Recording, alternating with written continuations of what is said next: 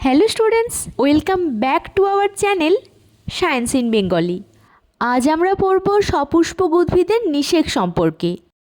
এটা ছিল তোমাদেরই রিকোয়েস্টের একটা ভিডিও। মন দিয়ে দেখো পুরো ভিডিওটা, আশা করি ভালো লাগবে। প্রথমে আমরা দেখে নিই এই নিষেক বা ফার্টিলাইজেশন ব্যাপারটা কি। না, পুংজনন কোষ আর স্ত্রী জনন কোষের সম্পূর্ণ ও স্থায়ী মিলনকেই বলা হয় নিষেক। নিষেকের ফলে উদ্ভিদের ডিম্বাশয় ফলে আর ডিম্বক বীজে পরিণত হয়। এবার এই যে পুংজনন কোষ আর স্ত্রী জনন কোষের সম্পূর্ণ ও স্থায়ী মিলন, এই মিলন সম্পন্ন হয় ফুলের ডিম্বাশয়ের মধ্যেই। এই যে ফুলের এইটুকু পার্ট হলো ডিম্বাশয়, এখানেই সম্পন্ন হয় পুরো প্রসেসটা। চলো তাহলে আমরা নিষেকের ধাপগুলি এক এক করে দেখে নিই। উদ্ভিদের নিষেক প্রক্রিয়ার জন্য একেবারে প্রথম ধাপ হলো জনন কোষ বা গ্যামেট উৎপাদন। এই গ্যামেট উৎপাদন জানতে হলে প্রথমে আমাদের ফুলের বিভিন্ন পার্টগুলি একটু মনে করে নিতে হবে। আমরা কি জানি, একটি ফুলের মোট 4টি স্তবক রয়েছে: বৃতি, দলমণ্ডল, পুংস্তবক আর স্ত্রীস্তবক। এদের মধ্যে জননে সাহায্যকারী স্তবক কোন দুটি? স্ত্রীস্তবক আর পুংস্তবক। এখন এই পুংস্তবকের যদি অংশগুলি দেখি, দেখব যে পুংস্তবক মূলত দুটি অংশ নিয়ে গঠিত। কি কি? একটি হলো অ্যান্থার বা পরাগধানী, অন্যটি হলো পুংদণ্ড বা পরাগদণ্ড বা ফিলামেন্ট। এবার যদি তুমি পাশের ছবিটা লক্ষ্য করো, দেখো এই অ্যান্থার বা পরাগধানী আবার দুটি লোব বা খণ্ডক নিয়ে গঠিত হয়েছে। এই পরাগধানীকে লম্বালম্বিভাবে কেটে মাইক্রোস্কোপে দেখলে আমরা দেখতে পাবো যে এর মধ্যে রয়েছে পোলেন স্যাক বা পরাগথলি।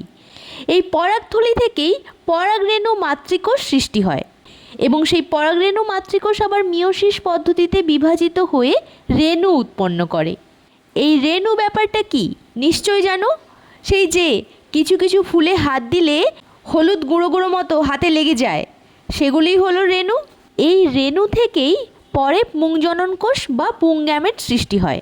এবার যদি ফুলের ফিমেল পার্টস বা স্ত্রীস্তবকের অংশগুলি আমরা দেখি, দেখব যে এর 3টি অংশ রয়েছে: স্টাইল বা গর্ভদণ্ড, স্টিগমা বা গর্ভমুণ্ড, আর হলো গিয়ে ওভারি বা ডিম্বাশয়।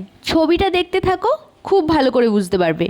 ফুলের ওই ওভারির পার্টটুকু বোঝার সুবিধের জন্য আলাদা ও বড় করে দেখানো হয়েছে।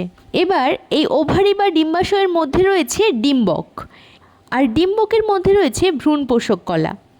এই ভ্রূণপোষক কলার যে কোনো একটি কোষ ঘন সাইটোপ্লাজম ও বড় নিউক্লিয়াস যুক্ত হয়, যে কোষটিকে বলা হয় আর্কিস্পোরিয়াল কোষ। এই আর্কিস্পোরিয়াল কোষ বিভাজিত হয়ে কি সৃষ্টি হচ্ছে? প্রাথমিক রেণুধর কোষ আর প্রাথমিক প্রান্তীয় কোষ। এই প্রাথমিক রেণুধর কোষটি আবার বিভাজিত হয়ে সৃষ্টি হয় রেণু মাতৃকোষ। এই রেণু মাতৃকোষ পুনরায় মিয়োসিস কোষ বিভাজন পদ্ধতিতে বিভাজিত হয় এবং সৃষ্টি করে রেণু। এখানে একটা কথা মনে রাখবে, রেণু মাতৃকোষ সবসময় ডিপ্লয়েড প্রকৃতির, অর্থাৎ এর ক্রোমোজোম সংখ্যা 2n। আর যে রেণু সৃষ্টি হলো, যেহেতু মিয়োসিসের ফলে রেণু উৎপন্ন হয়েছে, তাই রেণুর ক্রোমোজোম সংখ্যা n সংখ্যক, অর্থাৎ হ্যাপ্লয়েড প্রকৃতির। আবার প্রসেসে ফিরে আসি। মিয়োসিস কোষ বিভাজনের ফলে মোট 4টি হ্যাপ্লয়েড নিউক্লিয়াসযুক্ত রেণু সৃষ্টি হয়, যার মধ্যে 3টি নষ্ট হয়ে যায়, পড়ে থাকে একটি। এই একটি নিউক্লিয়াসই মাইটোসিস কোষ বিভাজন পদ্ধতিতে পরপর 3বার বিভাজিত হয় আর সৃষ্টি করে 8টি হ্যাপ্লয়েড নিউক্লিয়াস। ছবিতে দেখো, প্রথম বিভাজনে 2টি নিউক্লিয়াস উৎপন্ন করেছে, সেকেন্ড বিভাজনে 4টি নিউক্লিয়াস উৎপন্ন করেছে, আর তৃতীয় বিভাজনে সৃষ্টি করেছে প্রত্যেকে 2টো করে, মানে 4টে নিউক্লিয়াস থেকে মোট 8টি নিউক্লিয়াস সৃষ্টি হয়েছে। এবার এই 8টি নিউক্লিয়াসের মধ্যে 3টি নিউক্লিয়াস একসঙ্গে ভ্রূণস্থলীর ডিম্বক মূলের দিকে অবস্থান করে, যাদের বলা হয় প্রতিপাদক কোষ বা অ্যান্টিপোডাল সেল। অন্য 3টি নিউক্লিয়াস আবার ভ্রূণস্থলীর ডিম্বক রন্ধ্রের দিকে অবস্থান করে, যাদের মধ্যে 2টি নিউক্লিয়াস সাইনার্জিডস বা সহকারী কোষ আর 1টি নিউক্লিয়াস ডিম্বাণু বা স্ত্রীগ্যামেট রূপে অবস্থান করছে। এই 2টি সহকারী কোষ আর ডিম্বাণু নিয়ে গঠিত হয় গর্ভযন্ত্র বা এগ অ্যাপারেটাস। 8টির মধ্যে 6টি নিউক্লিয়াস হয়ে গেল, বাকি পড়ে থাকলো 2টি নিউক্লিয়াস। এই দুটি নিউক্লিয়াস পরস্পর মিলিত হয়ে একটি নির্ণীত নিউক্লিয়াস বা ডেফিনেটিভ নিউক্লিয়াস গঠন করে, যা ভ্রূণস্থলীর একেবারে কেন্দ্রে অবস্থান করছে। ছবিটা দেখো, পুরো ব্যাপারটা খুব ভালো করে বোঝা যাবে। তাহলে পুংগ্যামেট আর স্ত্রী গ্যামেট সৃষ্টি হয়ে গেল। এবার আমরা দেখব পরাগযোগ। পরাগযোগ বা পলিনেশন কিভাবে হচ্ছে। আগেই বলেছি যে পুংকেশরের পরাগধানীর মধ্যে পরাগথলি রয়েছে, আর সেখানেই আছে পোলেন গ্রেন বা পরাগরেণু। ওই পরাগরেণু স্বপরাগযোগের মাধ্যমে বা প্রজাপতি, পাখি, শামুক ইত্যাদি কোনো বাহক দ্বারা ইতর পরাগযোগের মাধ্যমে স্ত্রীস্তবকের গর্ভকেশরের গর্ভমুণ্ডে এসে পড়ল। ব্যাস, পরাগরেণুগুলি গর্ভমুণ্ডে পড়া মাত্রই গর্ভমুণ্ড থেকে এক প্রকার রস শোষণ করে। এর ফলে পরাগরেণুগুলি ফুলে ওঠে। পরাগরেণুগুলি ফুলে ওঠার ফলে এবার পরাগরেণুর যে অন্তঃস্তর, সেখান থেকে একটা নালীর মতো গঠন সৃষ্টি হয়, যাকে বলা হয় পোলেন টিউব বা পরাগনালী। এই ছবিটাতে লক্ষ্য করো, ওই যে রেণু পড়ার পর ঠিক কী কী স্টেপ হয় সেটাকেই পাশের ছবিতে স্পষ্ট করে দেখানো হয়েছে। গর্ভদণ্ড থেকে রস শোষণ করে পরাগরেণু স্ফীত হলো, আর সৃষ্টি হয়েছে পরাগনালী বা পোলেন টিউব। এবার পরাগরেণুর অন্তঃস্তরে যে নিউক্লিয়াস রয়েছে, সেই নিউক্লিয়াসটি বিভাজিত হয়ে সৃষ্টি হয়েছে একটি নালিকা নিউক্লিয়াস আর একটি জনন নিউক্লিয়াস। ছবিতে দেখো, ওই যে লম্বাটে লাল রঙেরটা, ওটা হলো গিয়ে নালিকা নিউক্লিয়াস, যেটি পরে নষ্ট হয়ে যায়। এবার সেই জনন নিউক্লিয়াসটি আবার বিভাজিত হয়ে উৎপন্ন করেছে দুটি পুংগ্যামেট। ছবিতে পরাগনালিকার মধ্যে ওই যে দুটো গোল গোল দেখতে পাই, এই দুটি হলো পুংগ্যামেট। এখন এই পরাগনালিকা ক্রমশ বৃদ্ধি পেয়ে গর্ভদণ্ডের দিকে যেতে থাকে, সেই সঙ্গে সঙ্গে এগিয়ে আসতে থাকে ওই দুটি পুংগ্যামেট আর নালিকা নিউক্লিয়াসও। এভাবে পরাগনালী ক্রমশ দীর্ঘ হয়, আর তার অগ্রপ্রান্ত ডিম্বক রন্ধ্র বা ডিম্বক মূল বা ডিম্বক ত্বক যে কোনো একটা দিক ভেদ করে ডিম্বকের মধ্যে প্রবেশ করে। এবার যদি পরাগনালী ডিম্বক রন্ধ্র ভেদ করে ডিম্বকে প্রবেশ করে, তাকে পোরোগ্যামি বলে। মনে রাখবে, রন্ধ্রের র আর পোরোগ্যামির র। তাহলে পোরোগ্যামি বললেই বলে দেবে ডিম্বক রন্ধ্র দিয়ে পরাগনালিকার প্রবেশ। আর পরাগনালী যদি ডিম্বক মূল বা চ্যালাজা ভেদ করে ডিম্বকে প্রবেশ করে, তাকে তখন বলবে চ্যালাজোগ্যামি। এখানেও একটা ট্রিক শিখিয়ে দিই, মূলের ল আর চ্যালাজোর ল। ব্যাপারগুলো যদি খুব কঠিন মনে হয় তাহলে এরকম ট্রিক্স হিসেবে মনে রাখতে পারো। চ্যালাজোগ্যামি বললেই সেই লয়ের কথা মনে করবে আর বলবে যে ডিম্বক মূল দিয়ে পরাগনালিকার প্রবেশ। যদি পরাগনালী ডিম্বক ত্বক ভেদ করে ডিম্বকে প্রবেশ করে, তখন তাকে বলা হয় মেসোগ্যামি।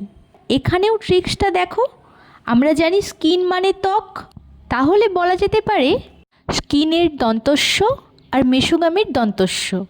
স্কিন বা ত্বক ভেদ করে বললেই মেসোগ্যামি। এভাবে মনে রেখে দেখো, আমি বলছি, জীবনে কখনো ভুলবে না। এবার দেখে নেব থার্ড আর মেন স্টেপ, ফার্টিলাইজেশন বা নিষেক। কি হলো না, পরাগনালী যে কোনো একটা জায়গা ভেদ করে ডিম্বকে প্রবেশ করার পর পরাগনালীর অগ্রপ্রান্ত বা সামনের দিকটা ফেটে যায়, ফলে সেই যে জনন নিউক্লিয়াস থেকে সৃষ্ট দুটি পুংগ্যামেট, যেটা এসে মুক্ত হয় ভ্রূণস্থলীতে। এখন এই দুটি পুংগ্যামেটের মধ্যে একটি পুংগ্যামেট সেই যে ডিম্বক রন্ধ্রের দিকে ডিম্বাণু ছিল, সেই ডিম্বাণুটিকে নিষিক্ত করছে। অন্য পুংগ্যামেটটি ভ্রূণস্থলীর কেন্দ্রে থাকা নির্ণীত নিউক্লিয়াসটিকে নিষিক্ত করে। অর্থাৎ পুংগ্যামেট ডিম্বাণুর সঙ্গে মিলে গঠিত হয় জাইগোট, আবার আরেকটি পুংগ্যামেট নির্ণীত নিউক্লিয়াসের সঙ্গে মিলে গঠিত হয় শস্য নিউক্লিয়াস। এখানে একটা জিনিস দেখো, পুংগ্যামেট ডিম্বাণুর সঙ্গে মিলে যে জাইগোটটি গঠিত হলো, তার ক্রোমোজোম সংখ্যা কিন্তু 2n, কারণ পুংগ্যামেটের n ছিল, ডিম্বাণুর n ছিল, সেই দুটি n মিলে 2n গঠিত হলো। কিন্তু আমরা দেখছি শস্য নিউক্লিয়াসের ক্রোমোজোম সংখ্যা 3n। কিভাবে হচ্ছে না, পুংগ্যামেটের ক্রোমোজোম সংখ্যা তো n ছিল, তার সঙ্গে 2n সংখ্যক ক্রোমোজোম বিশিষ্ট নির্ণীত নিউক্লিয়াস মিলিত হলো, মানে একটা n ছিল, তার সঙ্গে আরও দুটি n যুক্ত হলো, তাহলে টোটাল 3টি হচ্ছে। তাই শস্য নিউক্লিয়াসের ক্রোমোজোম সংখ্যা সবসময় 3n হয়। এই কনসেপ্টটা কিন্তু খুব ভালো করে মাথায় রাখবে, পরীক্ষায়ও দেয় মাঝে মাঝে। এখানে আরেকটু বলে রাখি, এই যে শস্য নিউক্লিয়াস গঠিত হয়, এটা কিন্তু শুধুমাত্র শস্য উদ্ভিদের ক্ষেত্রেই হয়ে থাকে। অন্যান্য উদ্ভিদের ক্ষেত্রে এই সেকেন্ড পুংগ্যামেটটি নষ্ট হয়ে যায়, কেবলমাত্র একটি পুংগ্যামেট নিষিক্ত হয়েই জাইগোট গঠিত হয়। তাহলে পুংগ্যামেট ও স্ত্রী গ্যামেটের মিলন হয়ে গেল। এবার হবে ভ্রূণের সৃষ্টি আর নতুন একটি উদ্ভিদ গঠন। কিভাবে? সেই যে নিষেকের ফলে জাইগোটটি সৃষ্টি হলো, সেই জাইগোট মাইটোসিস কোষ বিভাজন পদ্ধতিতে বারবার বিভাজিত হয়ে বহুকোষী ভ্রূণ সৃষ্টি করে। এই ভ্রূণ থেকেই সৃষ্টি হয় একটি নতুন চারাগাছের। এখানে বলে রাখি, যদি তুমি ভালো করে লক্ষ্য করো তাহলে দেখতে পাবে যে ভ্রূণ সৃষ্টির সময় ফুলের যে অন্যান্য স্তবক, যেমন বৃতি, দল বা পাপড়ি, তারপর পুংকেশর, এগুলো কিন্তু ঝরে পড়ে থাকে শুধু ডিম্বাশয় বা ওভারি অংশটুকু, যা ফলে পরিণত হয়। আর ডিম্বাশয়ের মধ্যে থাকা ডিম্বকটি পরিণত হয় বীজে।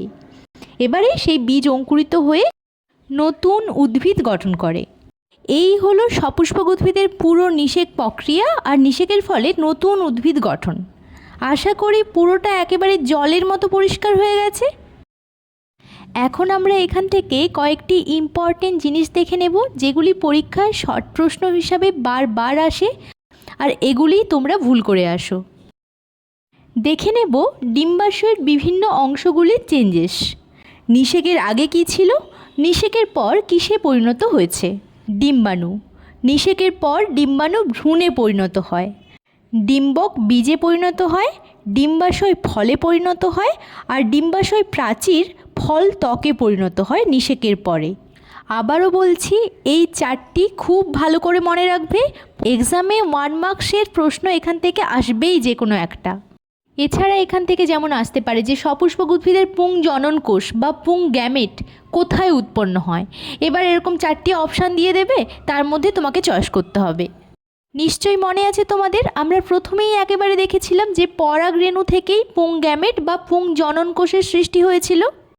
এখান থেকে আরেকটা ভালো প্রশ্ন দেখো, জিজ্ঞেস করতেই পারে যে সপুষ্পক উদ্ভিদের নিষেক প্রক্রিয়ায় যে জাইগোটটি সৃষ্টি হলো, সেই জাইগোটটির ক্রোমোজোম সংখ্যা কত। খুব ভালো করে বুঝিয়ে দিয়েছিলাম এই ব্যাপারটা, যে পুংগ্যামেট আর ডিম্বাণু মিলিত হয়ে জাইগোট সৃষ্টি হয়েছিল। তাহলে পুংগ্যামেটের এন আর ডিম্বাণুর এন, দুটি এন মিলে সৃষ্টি হলো 2n, তাই জাইগোটের ক্রোমোজোম সংখ্যা হবে 2n। আর মনে আছে শস্য নিউক্লিয়াসের ক্রোমোজোম সংখ্যা কত? 3n, তাই তো? পুংগ্যামেট নির্ণীত নিউক্লিয়াসের সঙ্গে মিলিত হয়ে শস্য নিউক্লিয়াস সৃষ্টি করেছে, তাই পুংগ্যামেটের এন আর নির্ণীত নিউক্লিয়াসের 2n, তাই টোটাল হলো 3n। দেখো আরও একটা ভালো প্রশ্ন, পরাগ রেণু থেকে পোলেন টিউব বা পরাগ নালী কীভাবে সৃষ্টি হয়? মনে আছে, রেণু গর্ভমুণ্ডে পড়ার পর গর্ভমুণ্ড থেকে রস শোষণ করে স্ফীত হয়েছিল, দেন পরাগ রেণুর অন্তঃস্তর থেকে সৃষ্টি হয়েছিল পরাগনালী। আবার যেমন পরাগনালী গর্ভপত্রের কোন অংশ দিয়ে ডিম্বকে প্রবেশ করে? অবশ্যই গর্ভদণ্ড।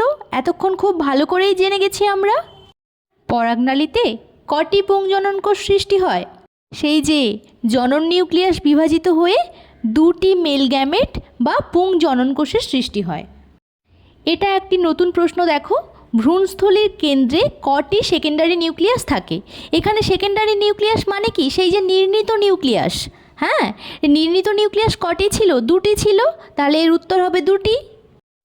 আরও একটি ইম্পর্টেন্ট প্রশ্ন দেখে নাও, ভ্রূণস্থলীর ডিম্বাণু ও সহকারী কোষ কোথায় অবস্থান করে?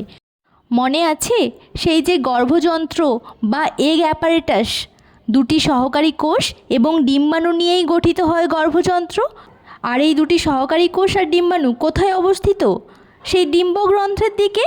আর একটি প্রশ্ন দেখো, নিষেকের পর গর্ভদণ্ড ও গর্ভমুণ্ডের কি হয়? ছবি দেখিয়ে বুঝিয়েছিলাম না যে ফুলের সমস্ত অংশ ঝরে যায়, শুধু পড়ে থাকে ডিম্বাশয়। তাহলে উত্তরটি কি হবে? যে গর্ভমুণ্ড ও গর্ভদণ্ড নিষেকের পর শুকিয়ে ঝরে যায়।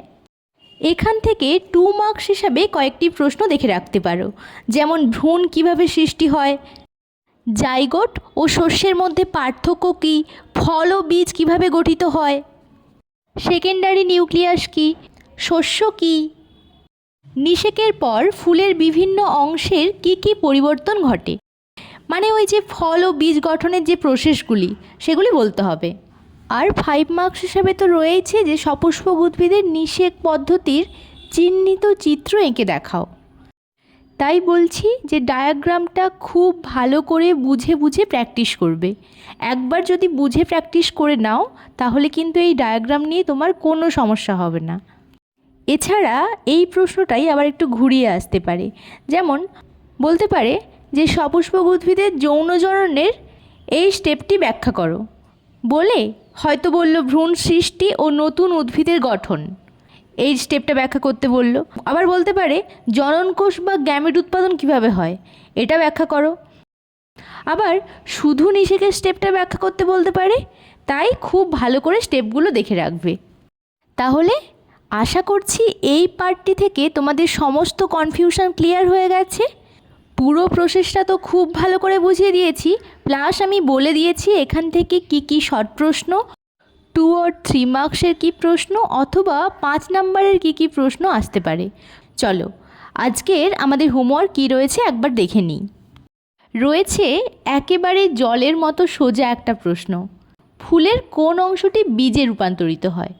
এর উত্তরটা তোমাদের নিশ্চয়ই ঠোঁটে লেগে আছে, তাহলে কমেন্টে জানিয়ে দাও। আর জানাও ক্লাসটি কেমন লাগলো। Thank you for watching, stay tuned.